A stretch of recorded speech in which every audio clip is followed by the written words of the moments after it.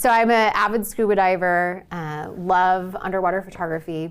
I can't say I invented the genre. I wish I could. I remember seeing someone else who'd done some underwater maternity pictures years ago when I first got into the business and thought, oh, I could do that. I have the underwater housing. And then it's just been a process of learning, because underwater photography is very different from studio photography. We do it either in a local pool that's nice and shallow. I would say the most important thing for me as an underwater photographer is safety. Right. Because you're adding an element that is inherently has some risk involved. Absolutely. Especially because I'm working with women who are pregnant. My goal is to never have to deliver a baby in the water. That sounds like a reasonable Do not goal. want that to ever happen. So we have a lot of things in place. I have a safety swimmer. We have a list of things that we are checking in to make sure that my clients are really comfortable and safe throughout. Especially when you bring in fabrics that are long and flowy. People get wrapped up in those. We're using a pretty shallow pool. Yeah. We are keeping an eye on them 100% of the time. So I would say, don't just go out and try this and throw them in 20 feet of water in the ocean. Bad plan. So safety is super important before you get into something like this. But really, it's an area that's still exploring. Like it's a genre that it's not new really, but there's so many different things that we can do with it that we don't even know yet. Yeah. Using lighting underwater, using different types of backdrops, fabrics. So it's kind of one that I feel like I can pour creativity into right now, where I can create something that's still totally unique that nobody else has done. Well, and definitely, when you're looking at your images, I'm assuming that people look at your work on social media and on your website and just naturally assume that you are the subject matter expert at this because the images are just so gorgeous. Thank you. And that may or may not be the case, but when you're producing such amazing stuff, that would be the natural reaction for people. So this image is on the cover here. Is that a backdrop that you drop into the water? Just explain how you do that. I'm intrigued by this. Yeah, so I had my handy husband built me a PVC pipe backdrop stand that we can lower into the water. We use clamps to then wrap the fabric over it and just pull it really, really tight. Okay. And throw a person in front of it. It's actually so cool. not that, I would say it's not that difficult.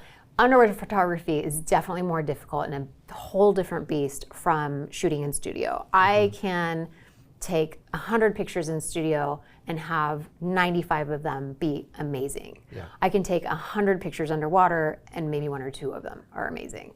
There's a lot of elements. It takes a lot of coaching to your client to help them to get comfortable underwater. I always recommend they practice in a pool before, and I'll give them some tips on things that they need to do. They forget it all when they show up, but it's okay. In studio, I can go up and I can fix their hair. Right. I can adjust things. Underwater, it just does what it wants, which is kind of part of what I love, because every photo is going to be unique. The hair is going to look different in one photo to the next. The gown, the fabric is going to look different. I do a lot of composites where I'm taking pieces and elements from multiple images to get that one perfect image. Got it. And then I'm also using AI because that is awesome and a handy tool that now is just getting better and better. I'm using some AI to help enhance the images. Right. So then about how long does an underwater session take? It varies a little bit depending on the number of gowns that they're picking. I usually will limit it to like 3 or 4. I'm also limited on the light because I am using natural light if I'm shooting outdoors, but I don't want dappled light on the pool. I'm not a fan of that look. Yeah. I could put like diffusion cover over the pool and kind of like do it that way, but usually we just have about an hour and a half to 2 hours of shade over the pool in the evenings that we'll use.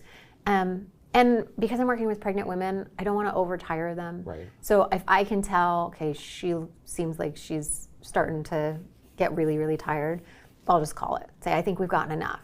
Yeah. But it is trickier because I'm looking at the back of my camera. I have a mask on, like a snorkeling mask, looking at the back of my camera that's in a housing, and then you got that little in studio. I know when I have the shot. Right. Underwater, I'm like, I think that was good, but let's do it 3 more times just to be sure. Yeah, for sure. Because they might have like hair in front of their face that I didn't notice, or they're like squinching their face. It's really hard to control your facial expressions underwater. So yeah, I look at that, I'm like, I would have water up my nose. yeah, they do. I'll say that it's not very glamorous. There's a lot of snot. We keep little towels, and my assistant's there to be like, here you go, just dab. Don't wipe your face, because you don't want. We do like a lot of waterproof makeup. We have an amazing hair and makeup artist that gets our clients ready. But yeah, you have to be really careful, and they get a lot of water up their noses. It's kind of awful, honestly. But that goes back to the beautiful and awful. yes, exactly. Yes. But they've seen the images as examples in my studio, and I say this. I warn them, this is not easy. I have people who inquire with me for underwater that I talk them out of it sometimes, where I'm very upfront. This is not an easy session. In studio, super fun. Yeah. Like you might be a little sore because I'm making you pop your leg a few times. You might be a little sore the next day. Underwater, you're going to be exhausted at the end of, and most of them are like, I'm hungry. Yeah, we actually keep snacks near the pool and stuff, but they're just hungry and tired, and it's a lot. But it's for many of them, it's totally worth it, because the images are absolutely unique and very ethereal and different. And that's an investment into the finished product for them too, to be willing to go through that. Oh, for sure. That work. Yeah, and it's part of that, like making that connection for them. We want them emotionally connected to the process and to the images, and because they put in all this work collaboratively with me, they're invested.